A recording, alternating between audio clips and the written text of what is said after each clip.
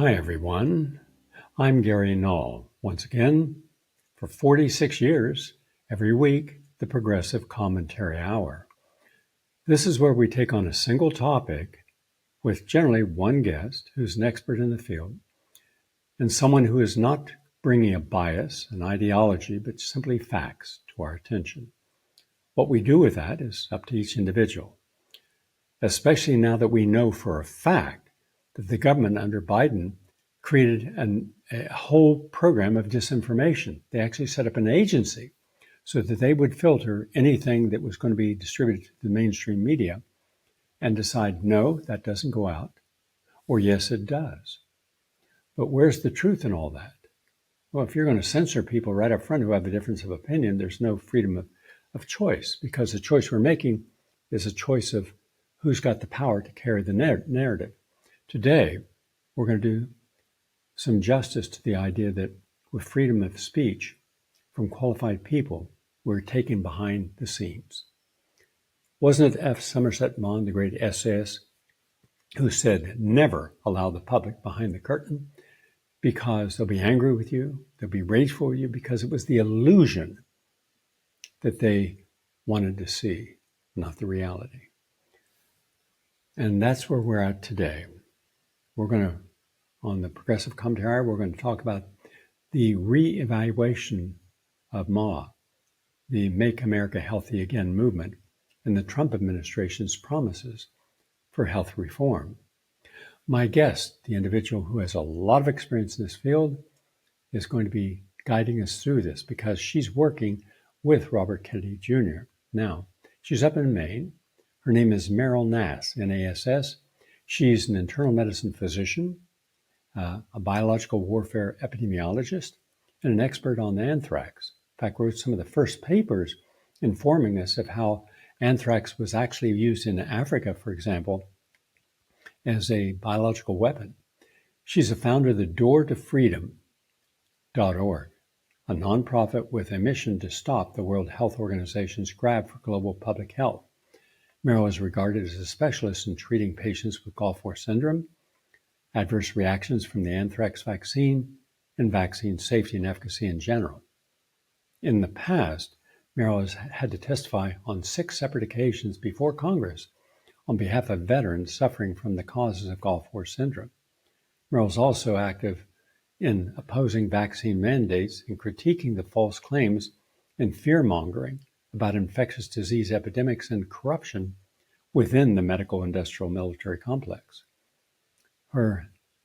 She is a dissident against the COVID vaccines, and her supporting generic treatments such as ivermectin resulted in her medical license being suspended.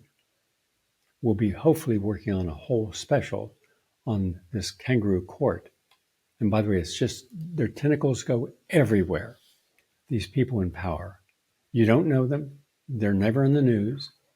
5 years ago, if I said BlackRock, you'd say, what's that? If I said that there were 6 corporations in America that control virtually all those homes that are being foreclosed on, but they also control the banks and mortgage companies give the loans. They could forgive it. They could put a delay on getting you out. They could say, okay, you're going through a rough time, can't make your mortgage, instead of throwing it on the street, which we did to 24 million Americans, and Obama was responsible for that. He gave over $26 trillion to the very corporations that caused the submortgage prime collapse.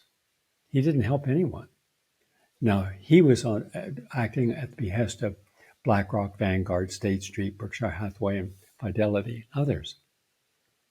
She has been aware of all of this, and she tries to bring that truth through her articles, her broadcasts, and now her work. And by the way, she's been in peer-reviewed publications. She holds degrees from MIT and a medical degree from the Mississippi School of Medicine. And she blogs, you can go to her site at Meryl, MERYL, Nass, NASS.substack.com. Nice to have you with us today, Meryl. Great to be back. I have some concerns. I'm going to give you a little longer introduction, but then as my nature is, I stay quiet, turn the form over to you, and you can then interconnect these different topics I'm going to discuss, all right? First, the problem. The problem is that we are the least healthy of the 40 developed nations. We have more obesity and diabetes, adult diabetes, in children than any of the other 40 countries per population. That's saying something. We also have children who will now not outlive their parents. Most of us, certainly you and I, baby boomers, we grew up where there was some sensibility about what to eat, how often to eat, where we're allowed to have some junk food like a pizza or whatever. But mainly our meals were planned by our mothers in those cases. And we came together, and whatever the issues were of the day, that's where we shared our time and the pleasure of our company.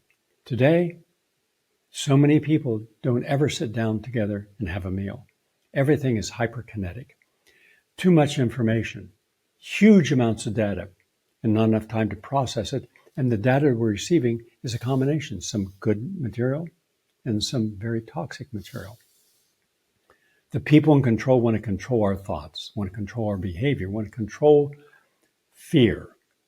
Because if they put fear into us, which they've done hundreds of times, then they have the right, they believe, and we've given them the right to use our power of choice in their official capacities. And we've been taught as children on that those who are the brightest, the best, those who are acknowledged, those who are deferred to, the professors, the chairmen of departments, the senators, the House members, the people on television, that they must be more aware than we because they have access to all this information. We don't. And they know how to process. They have whole teams that can work together. We don't. We're just an individual trying to make it through a day, and now a very difficult day. Because we've never spent this much amount of money, $5 trillion, and had such little outcomes as far as promoting health. I've written multiple articles on this, probably in the neighborhood of 50.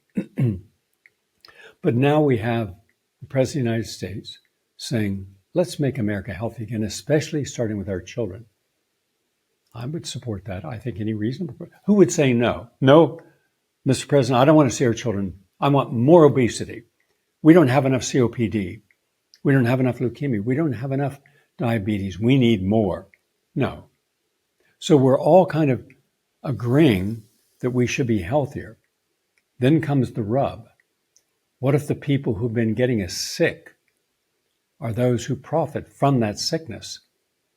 And if we were promoting healthy living, wouldn't a Surgeon General come forward and say, as a Surgeon General, I'm the top doctor in America as far as interrelating with the scientific community, the medical community, and the public, and giving advice to the president. And I'm going to say that we should not give another vaccine until that vaccine has been proven by a gold standard, a placebo that is made up of saline solution, and compare that with a vaccine and then measure different health indices over a period of 3 years. That's never been done, but that should what be done. Now we're told the vaccines are safe and effective. Are they? Well, then why did you want to, FDA, CDC, National Institutes of Health Director Collins, why did you want to keep that information secret for 75 years? All right. Why is it that in my lifetime, there's never been a single head of the FDA, CDC, or any of these government agencies who actually went to task and took those people who are causing disease with bad products and challenged them? No, they go to work for them. They frequently come from there. That's a part of this equation. Because if you're going to say we get help people healthy, you're going to do an exercise program. You're going to do a stress management program. Or you're going to ask why so many young people have nothing to live for, so they're committing suicide. Or you're going to deal with depression and anxiety, and instead of just calling it a brain chemical imbalance, it's a disease. We've given it a code, and the only treatment is, Prozac, Effexor, Paxil. Are you going to actually have people dealt with as if they're not a broken machine, and you're going to fix it with a part, a remedy? Look at the totality of how they're living. Or you're going to look at their diet. If you're looking at a healthy diet, then what are you going to do when you've been promoting and consuming an unhealthy diet? How are you going How are you going to take this addiction to sugar and salt out of the diet? How are you going to keep people with normal energy levels healthy when energy drinks are one of the biggest selling products in the world and one of the most dangerous? By the way, one of my doctoral dissertations was on caffeineism, something I know a lot about. Published a peer-reviewed article on it. So when I'm looking now at what we say we want and the lack of actual mechanisms to make that happen, I think maybe we should start the person getting the idea out there. Good. Now, Mr. President, why don't you be an example of what you're asking everyone else to become? Healthy. Everything I see about you shows unhealth. No exercising, morbid obesity, denial of your own consequences. And then I got to challenge Robert Kennedy. And I've known Robert for a long time, decades. And his work on the environment is simply unsurpassed because he put into motion what others who weren't lawyers, like Ralph Nader, and the founder of the whole environmental movement back in the mid-1960s with Silent Spring, Rachel Carson, he was out there with two other law firms, and he caused us to become aware of how deadly glyphosate was, Roundup. And now there are tens of thousands of lawsuits against Bayer, the company that bought Monsanto. He's not afraid to go after some of the bad actors. But there he is on an airplane eating a fast food meal. I think it was McDonald's. Yeah. Am I the only person who sees this disconnect? I don't like that kind of disconnect. If you're going to take the fire and heat and all the negativity that comes when you want to make change in people's monies involved, corporations, they're all going to go after you. We know that. Why contribute to the confusion? If you really want to make children healthy, why aren't you healthy? Why do you brag about giving your children all the vaccines? But then you get a Freedom of Information Act on the one study, the varistatin study, that I'd already exposed, by the way, 2 years before that. But good for you for getting it and telling us that all these top agencies, the very agencies you oversee today, all of them, except for the World Health Organization, they were at that meeting, but every major manufacturer of a vaccine was there at this Christian retreat right near the CDC to say, what the hell can we do? We've got this big study, a good study, over 100,000 children, showing that the MMR vaccine contributed to an increase in autism, especially in African-American young males, 36 months and younger, 224% increase in autism spectrum disorders, neurological disorders by using this. How can we make this go away? Everything they could do to try to destroy that, they did. Then they lied. Okay. Then the people at the CDC lied before Congress twice. Then one person picked up a telephone, and that was Dr. Thompson, and he spoke with Brian Hooker, whose son has autism. William Thompson's his name. And they had a conversation about what to do and why this might have been due to vaccines. Then he admits it. And suddenly this shocks Hooker. So Hooker starts recording conversations. I was the first program to play those conversations that showed that everyone got together, everyone at the CDC in that division, from the top down, and they put it all in black garbage bags and destroyed it, except he didn't. He was afraid. What if I'm ever asked before Congress? What if there's ever a Freedom of Information Act? So he kept a copy. So we have absolute irrefutable proof that the CDC conspired in an action so the public was never told the truth about the MMR vaccine, the very same vaccine that just a few years earlier, Dr. Wakefield and other gastroenterologists looking at 12 children said that those who got the vaccines, the MMR vaccines, and specifically the M part, measles part, ended up with a higher likelihood. And they published an article in Lancet. Everyone at CDC knew that they were telling the truth, that no one came forward when they were being attacked and losing their license to stand up for them. What kind of integrity is that? You have the proof that the vaccines are dangerous. You're destroying the truth, which is, by the way, that's a felony, and you no longer are protected by the sovereignty of working for a state or federal government. Once you intentionally, with malice aforethought, lie and cover something up, you no longer have that protection. Okay, and there we are today. People still taking every single vaccine. No vaccine schedule is changing. To the contrary, recently even Robert Kennedy agreed to continuing this vaccine. What a disappointment. So Robert, this message is for you. Why don't you demand a congressional open hearing and bring every one of those people that participated in that cover-up, including Dr. William Thompson, to the chambers under oath publicly. And for the first time that I'm aware of since 1974 and 5, with the church hearings, we will see the truth about how absolutely, totally corrupt every agency of government is. In this case, all the health agencies, because you head it. All you have to do is make one phone call and that can happen. I haven't seen that. And I see you on a second occasion eating junk food again. So please be the example yourself. Otherwise, I don't see anything meaningful happening. That's my own personal opinion. The forum is yours. I've given you a lot of different places to go. So Meryl, you're more than capable of showing us the truth on all these. And what has been done, to his credit, is a move in the right direction. But what is the likely outcome that'll be sustained? And how much effort is there to fire him now? The forum is yours. I hardly know where to start. So maybe I should do this historically. In 1998, Andrew Wakefield was one of about 12 doctors who published a paper that looked at 12 different children, biopsies from their colon and other studies, and indicated that there might be a relationship between gut health or their gut problems, their autism, and the MMR vaccine. And he said it needed further study. He didn't say it was proven.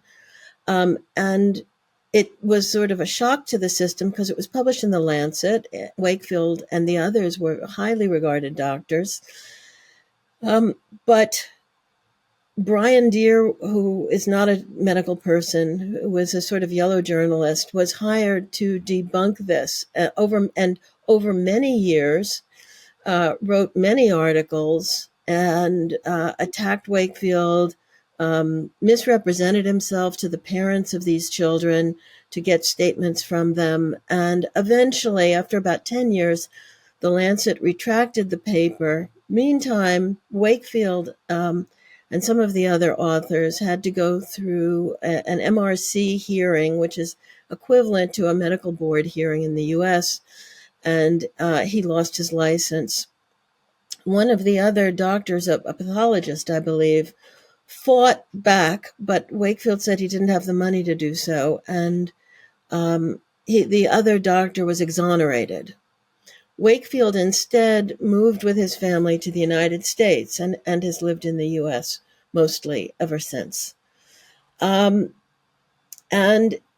has done research on autism and then became a filmmaker. So he made the films Vaxxed 1, Vaxxed 2, and Vaxxed 3. Now, Vaxxed 1 is a movie about the story you just told, in which William Thompson, a PhD at the CDC, who was studying the MMR, worked on a study that showed that if you gave the MMR to Black boys at a young age, they were more than twice or 3 times as likely to develop autism spectrum disorders.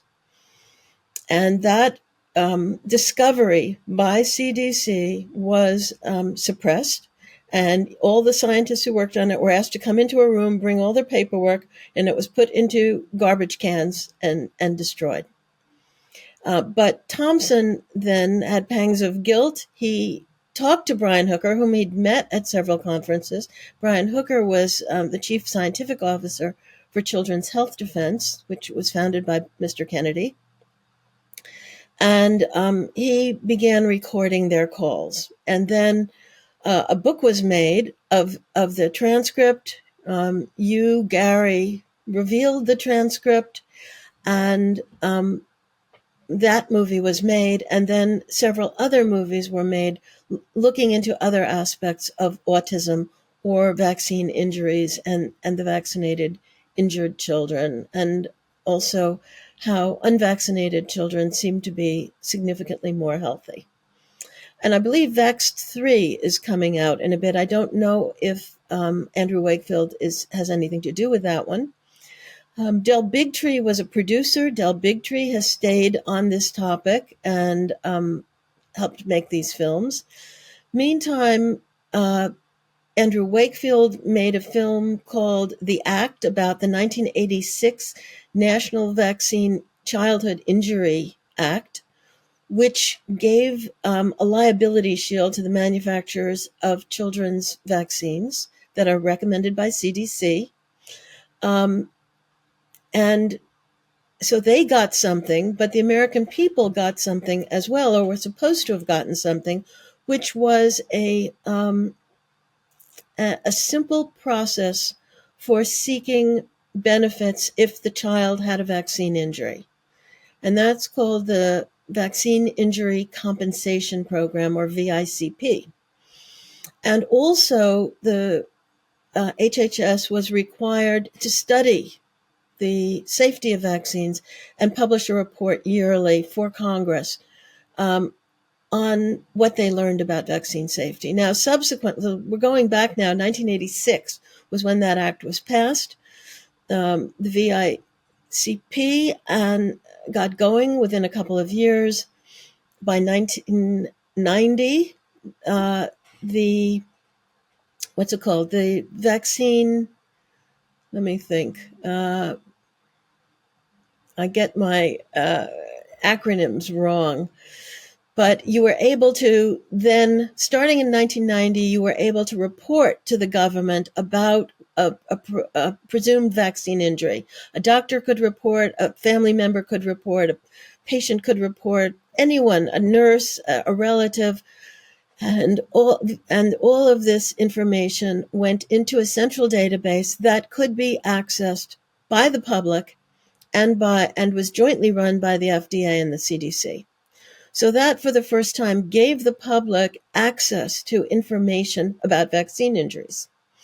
And then FDA and CDC also purchased databases from HMOs, from other federal agencies, and from commercial databases, such as databases from drugstore companies and insurance companies.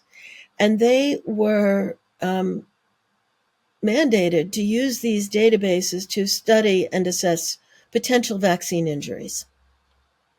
So now we're going back. 1986 is 39 years ago.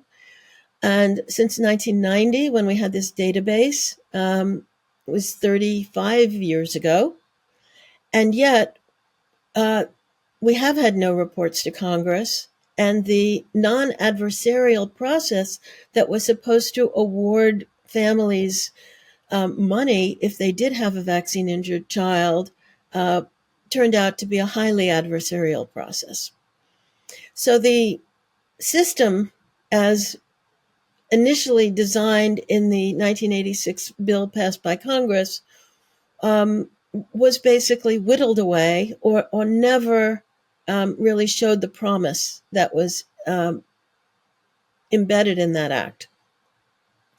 Now, some years, very few people who have applied for benefits have been given any. There are currently eight courts in the U.S.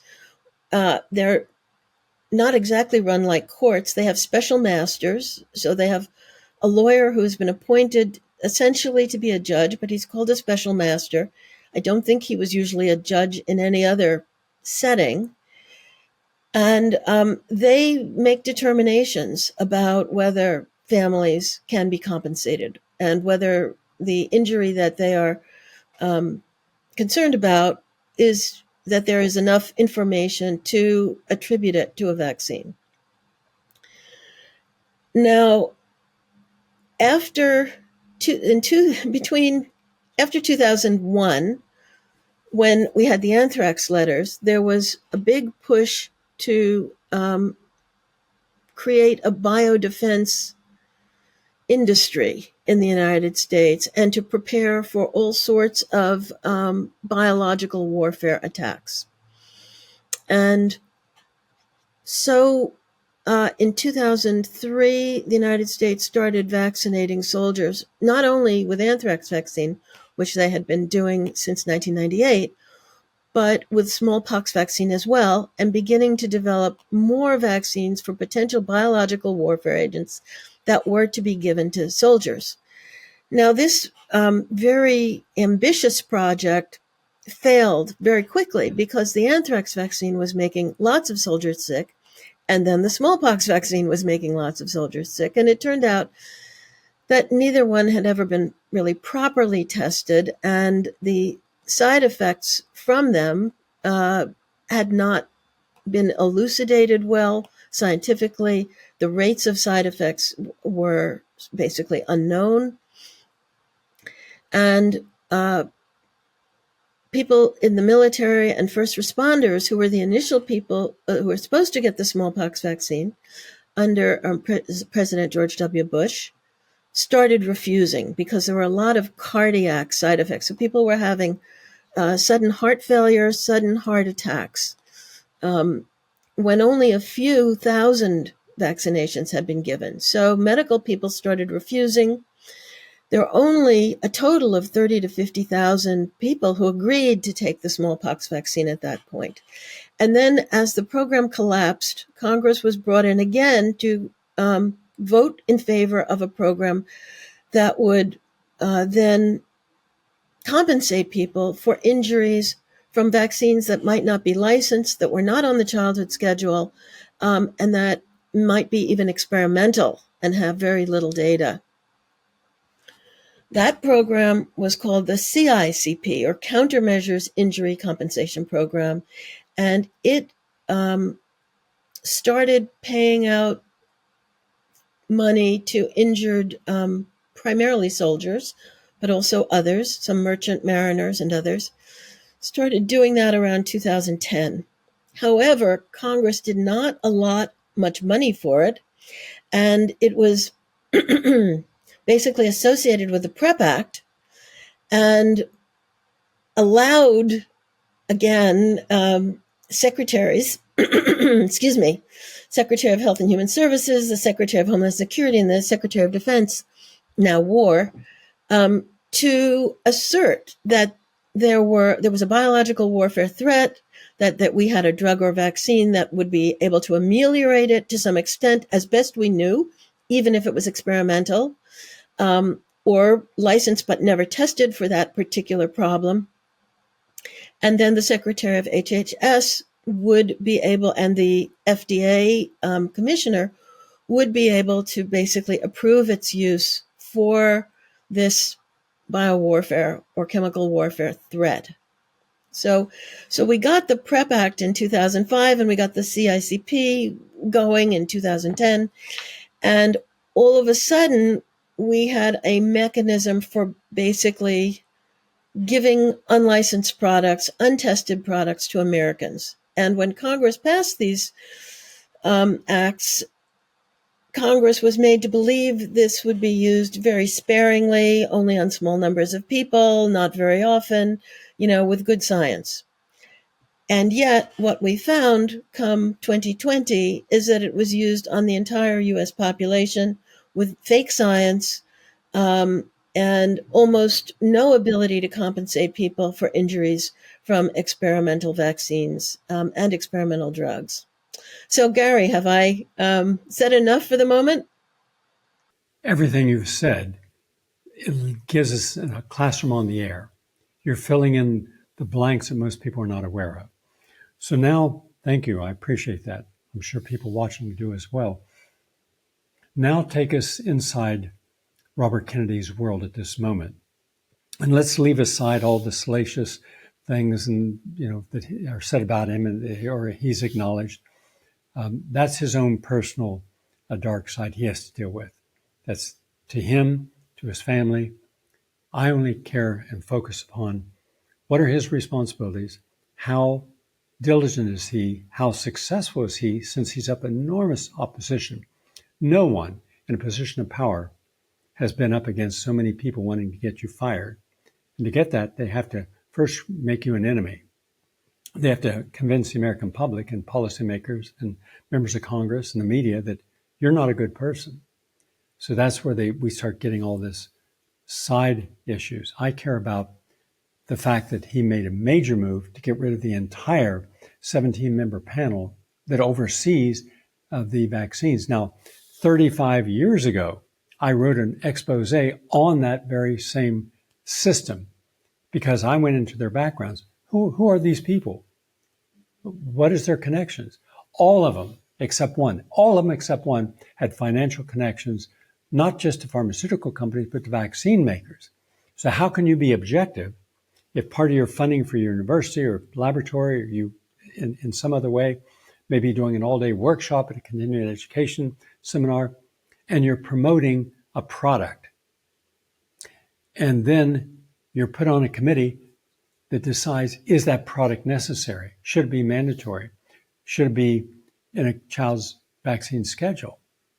And I'm thinking, first show me the study, even one study in the entire history of medicine where you took all the vaccines that are mandated and showed the synergistic effect among those upon a child's immune system, specifically the T cells and all natural killer cell activity, and then any conditions that come from that. Because there was a time when we didn't have autism. We didn't have massive neurological damage. In fact, the first major crisis came with the polio vaccine, the very one that they use as a standard. Well, look at the polio vaccine. It overcame polio. No, it didn't. They merely changed the term, as you well know, to a flaccid paralysis. So they changed from being, let's say, paralyzed because of the vaccine. But then why did they continue using a vaccine when they knew that it was contaminated with the SV40 virus, simian virus 40? There was a woman down in Texas who led the way on Dr. Eva Sneed. You remember Dr. Eva Sneed? She was on my program maybe 40 times over the decades. But she had the proof. And before her was a woman, she's the one who she was the first one to find the virus, this cancer-causing virus. Well, the CDC knew that virus existed. In fact, Hilleman, the godfather of vaccinology, said in one of his last interviews before he died that, oh yeah, we knew this. In fact, I had to go to Sabin and tell him, hey, your vaccine's causing cancer and all these. And they decided to cover it up. So now, 50 years later, we're being told, oh yeah, your cancer might have been due to the fact that you got the polio vaccine. In fact, look at the scandal. The first polio vaccine recipients, they had to stop it because so many people died or developed this. All this whole authentic history is wiped clean. So then if you challenge any aspect of vaccinology and immunology and epidemiology and toxicology, because they're all interconnected, well, vaccines are safe. Supreme Court says no, they're inherently unsafe. That's the Supreme Court. So every vaccine is inherently unsafe. So I look at 3,000 articles in the toxicological literature and find out that every single adjuvant they're using has been proven to be toxic. So what if you have 9 different agents that are known by the toxicological literature to be toxic, you shouldn't have in your body? Then I distributed this clip of 1 part per billion of mercury and what it did to a neuron, attacked it and destroyed it. And then we wonder, well, vaccines are safe. There's nothing in there because no one in the medical community, no one meaning not 1%, a handful of doctors say, I wouldn't give my kids this vaccine because of what's in it. But you first have to go to the toxicological literature. Are these people immunologists? Most are not. Are they epidemiologists? Most are not. Then how do you know? What proof do you have that any vaccine is safe and effective? There's been studies, and there's no studies on synergistic effects. So now, before the age of 18, you can get 77 vaccines? Show me a single study where they've seen, here's what happens when you take one vaccine and another, when you take them all. And now we see we have the sickest group of children in American history. If you're going to want to make Americans healthy again, shouldn't you start with your immune system? not just the diet or supplementation and exercise and stress management, but also things like G5, G4, G3, 2, and 1, and Wi-Fi. Isn't that an important part? Don't we have 10,000 studies from the peer-reviewed literature showing that Wi-Fi and 5G contribute to brain cancers, glioblastoma, astrocytomas? Yes, we do. Wasn't it the award-winning program Panorama in Great Britain that went into a school and all the kids had the computers on the desk, and then they started with a meter right at the computer, and the average student was about 12 inches away from the screen, and it was toxic to the kids, so they kept going. They had to go out of the school, across a parking lot in the middle of a field before it was finally safe. But you don't just have one computer, you've got a room of 30 computers. And they broadcast that to their credit, much like 60 Minutes did a broadcast on the danger of a vaccine. The 40 people died. Some say 52, some say 26. The best figure I found was 40. They banned it. Mike Wallace went after the head of the CDC, and he had no explanations. It embarrassed him. Why don't we learn anything from all this other stuff? So aren't we going to have to take a look at the truth? Now, I've written 17 articles on 5G, scholarly articles. You find them in GaryNull.com under articles. I've got almost 1,000 articles I've published, scholarly articles. These are not lightweight articles. These are not feel-good articles. These are, here's the problem, here's the cover-up, here's the proof from peer-reviewed journals, and nothing is being done about it. To the contrary, the New York Times promotes 5G. So all we see about 5G is so fast, it's so good. And vaccines are necessary, you're irresponsible. And there's Robert saying, all my kids got the vaccines, I got the vaccines. And even some of the people are now proponents. And by the way, here's the kind of irony. The very people who I would be debating my entire career in their specialty, when they got stuck, they took the vaccine, the COVID vaccine, and then they started finding out the problems and they started to speak out about it. The first 15 in front of the Supreme Court and their lab coats didn't know each other. They said, this is wrong and we have something to deal with it. Ivermectin, hydroxychloroquine, et cetera, azithromycin. They were all attacked. Some lost their license. They were right. And now, one of the biggest promoters of a natural approach is a person that was considered the most cited cardiologist, nephrologist in history, over 1,000 citations. And yet you'd think he was a holistic complementary doctor. No. So the irony of it is these people now have a home in the field that they once disdained. They're on programs like me that they hated. Gary Null, isn't he that? And then fill in the blank. All right. No, I'm more qualified than they are when it comes to health. I've got the degrees from a registered dietitian to a certified nutritionist to a PhD with honors. The only person in the history of the graduate school I went to get an honor. And the senior research fellow, the youngest in the Institute's history. It was like the Pasteur Institute of America. So I know what I'm talking about. They're just coming into this field. It's kind of ironic for me to see this. The very people you would never appear on their show, now you ask, can I come on the show? I've got a product. And look at the ads. Do you see this irony? Oh, man, it's just, the world has gone crazy. And so could you address any of these? And where do you see the strength or weakness in making America healthy if you're going to include everything that makes a child healthy and everything that makes a child sick? Because you got to do it with Bell. You got to promote what makes healthy, but you have to have the courage to stand up and say, this doesn't work. And I know on some issues he's done exactly that. Your thoughts, please. Okay. Well, first, about Mr. Kennedy, I've known him for 5 or 10 years, and I helped edit 3 of his most recent books. And he's called on me for years for, briefings and advice on different medical subjects. So imagine his life. His uncle, the president, was assassinated on television. And then his father was assassinated on television a few years later, by the time he was 12 or 14. His brother died of an overdose. His cousin died in a possibly deliberate plane crash when he was going to run for the Senate. Um, he's he's had a great deal of tragedy. In his second wife committed suicide. Um, he's had more tragedy than most people would have in 10 lives, and um, so it's not surprising that he turned to substance abuse at a young age, and then got over it, and then really became religious and dedicated himself to making the world a better place, and specifically to helping children.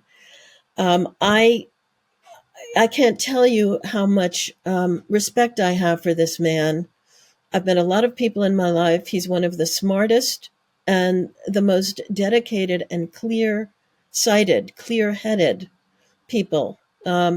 He's the most impressive person I've ever met.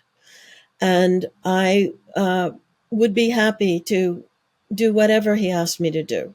And I knowing this man well, having, gone back and forth on what his books should say, I know that he must be greatly uh, sorrowful about how little he has been allowed to do as the secretary of HHS.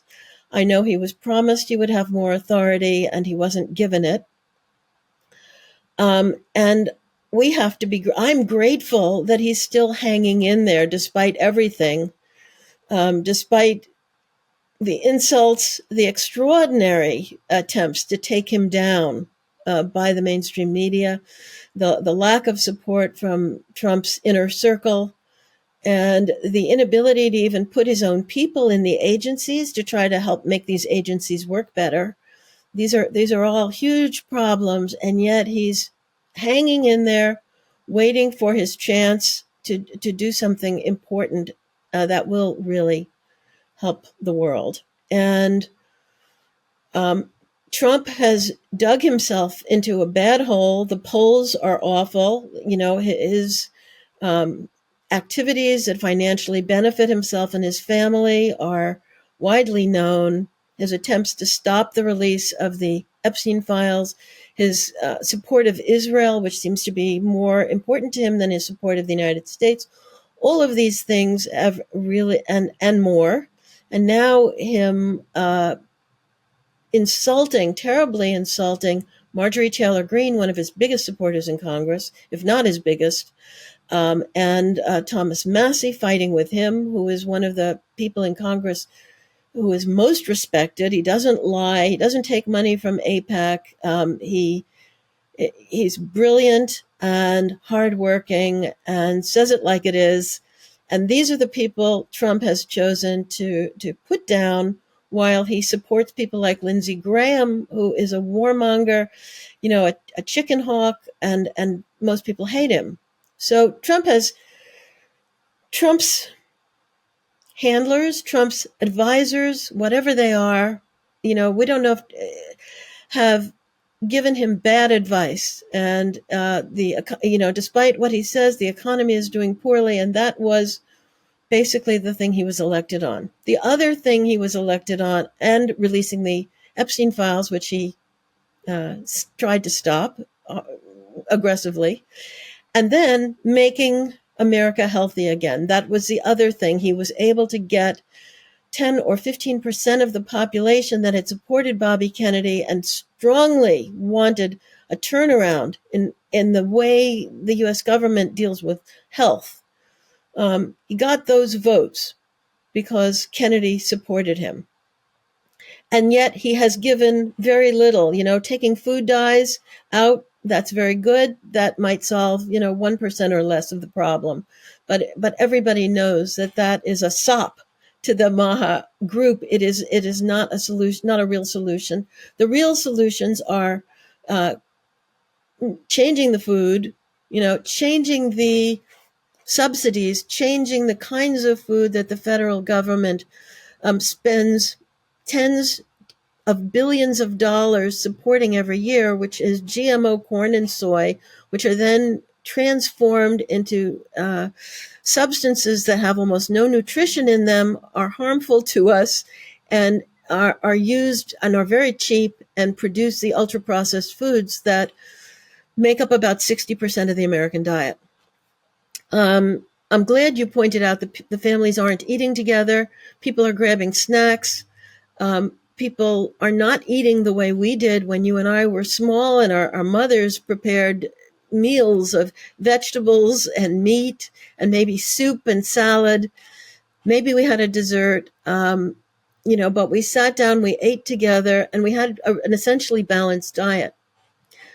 In the 60 years since I was a child, the quality of you used to be able to buy decent food in the grocery stores, semi-decent, because it wasn't ultra processed. It wasn't GMO. It didn't have glyphosate applied to it. That only started about less than 30 years ago. And there was not all this high fructose corn syrup. There were seed oils. People were still using butter. Margarine had come in, which is essentially a seed oil. We call them seed oils. They're not all seed oils. These are oils that are extracted from soy, from corn, and from other crops,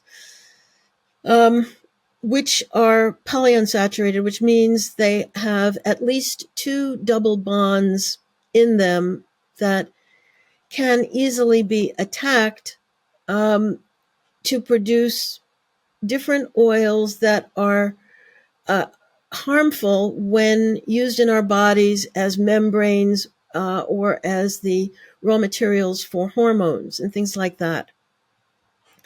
So what people have come to believe over the years, Ansel Keys was a nutrition professor who essentially faked his data, and he was he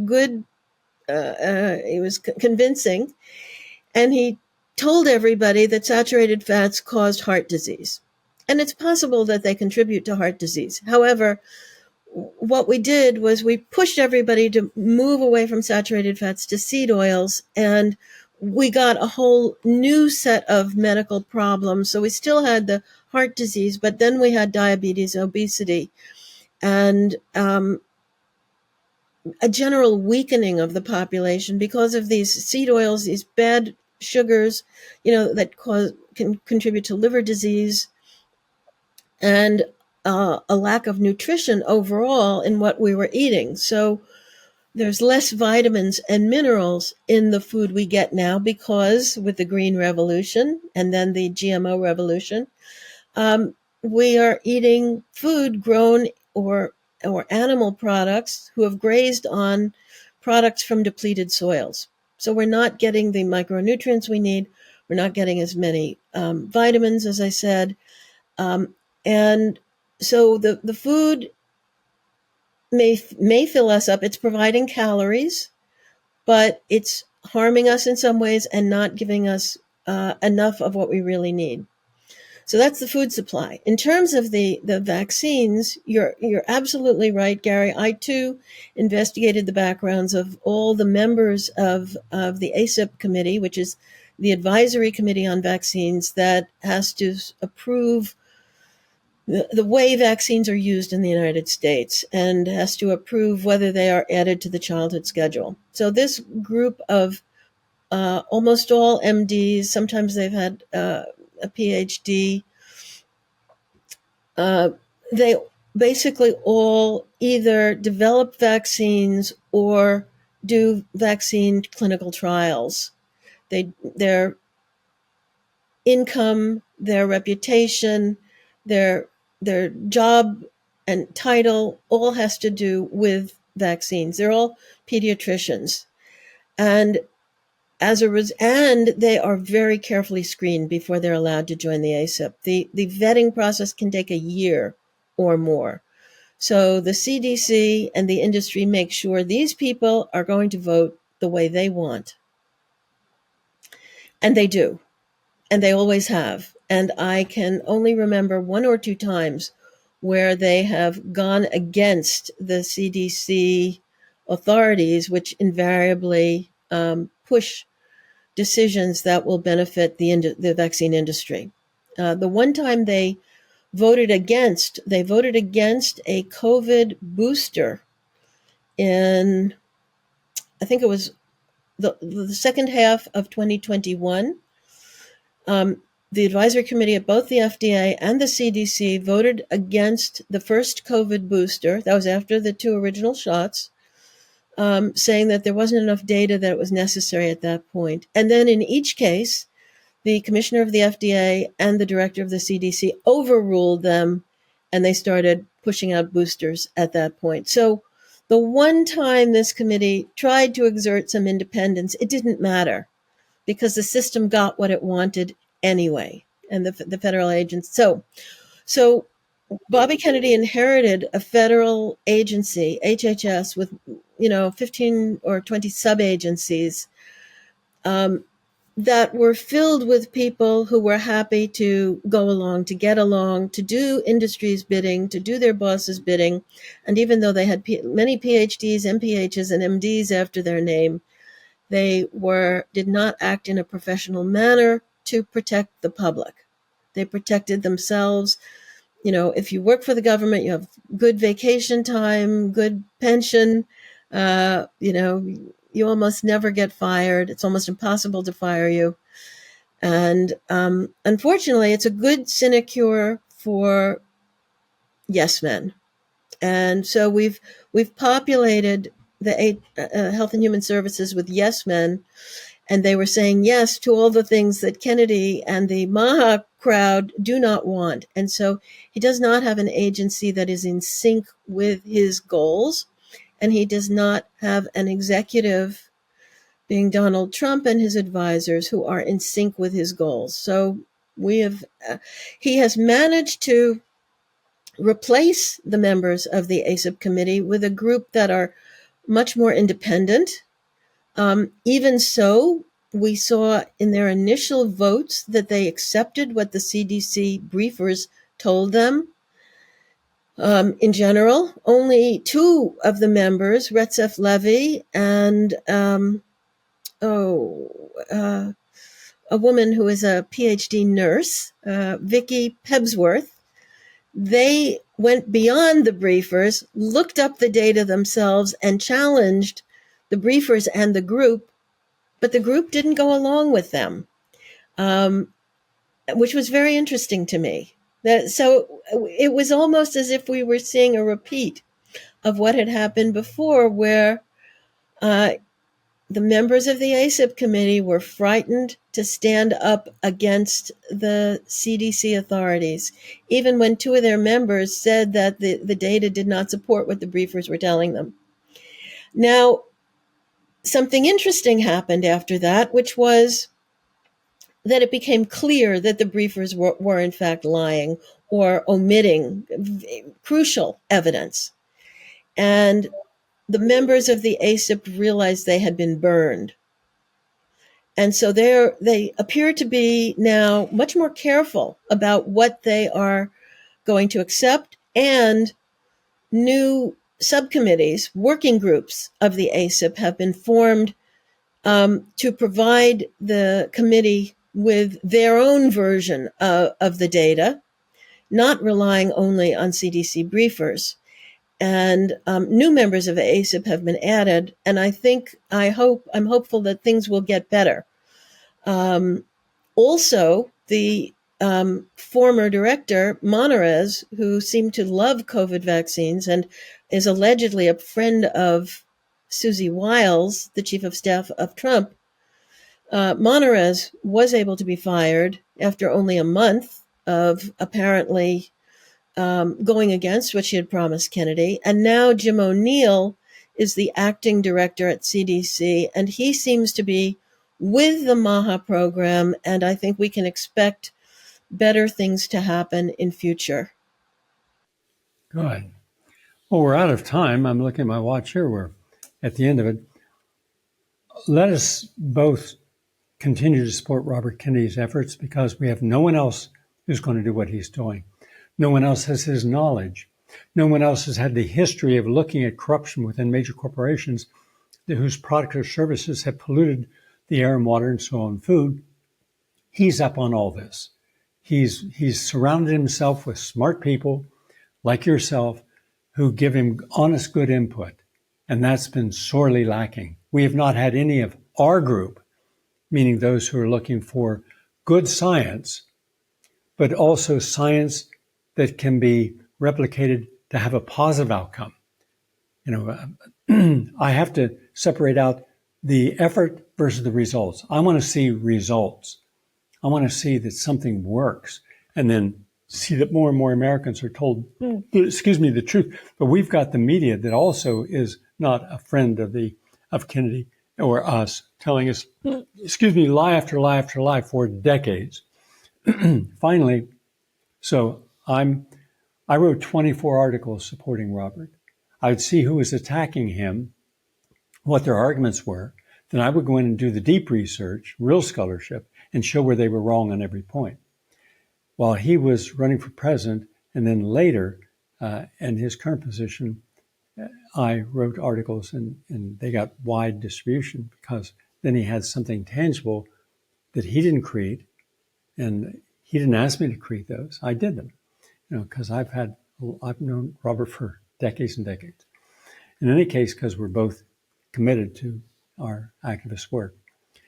The only thing I would suggest as sharing my opinion is that I have yet to hear Robert give me an explanation of why he still supports Netanyahu and the Zionist position and does not support the Palestinians as a two-state solution. That he is right in line with Trump. And Trump, in my opinion, is a useful idiot. I don't like Trump on any level. I don't support him on any level because I've known about him for a long time because his person that used to run his office is a close family friend. So I know stuff I don't talk about, but don't trust him. After all, if you're going to cheat on your wives and then you marry them, then why should I trust you? If you can't even be attentive to the people in your life and honor that commitment they've given to you. And that's only one of them. Secondly, and also important, is that he talked about using this new hallucinogen. He should be made aware. Maybe you should make him aware of it. That's illegal. That has not been approved, only for clinical studies.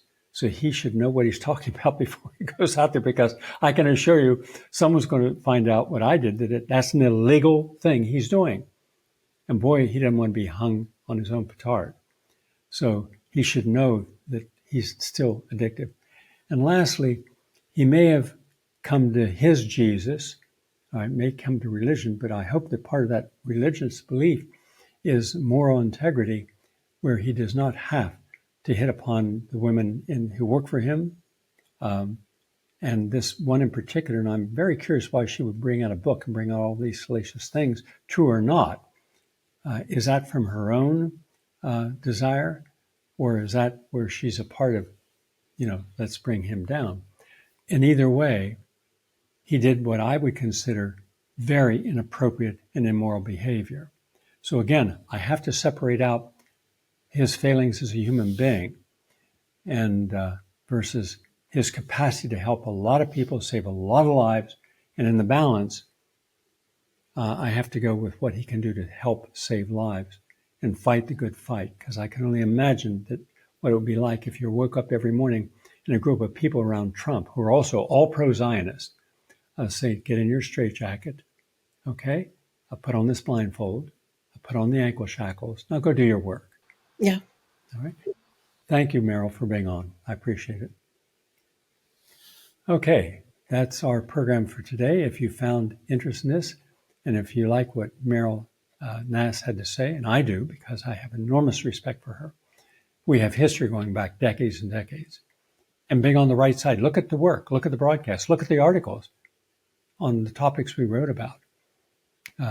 They were on the right side of history. And before you make a judgment on someone, look at their total history. Look at everything. And that's what we're not doing today. We're allowing people in positions of power over us, even Howard Stern saying that, you're a bad person if you don't do this. Jimmy Kimmel saying 2 people have a heart attack, they both go to the hospital. If you've been vaccinated, come on in, the other one rests in peace. I mean, where did it suddenly become the word of a celebrity to exceed the word of truth.